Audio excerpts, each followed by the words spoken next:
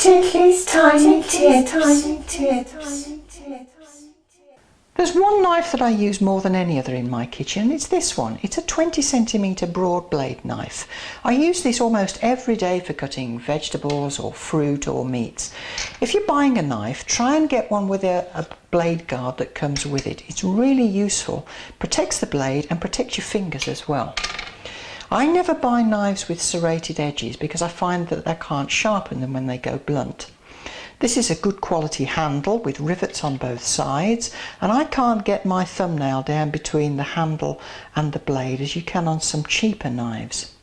When you're buying a knife, hold it and make sure it feels really comfortable in your hand, both in terms of the weight and in terms of the shape of the handle in your own hand. One last tip for knives like this: never put them in the dishwasher. The blade will be okay, it'll blunt it a bit, but what you find is that the handle starts to degrade, and a knife without a handle is like a cow with a gun.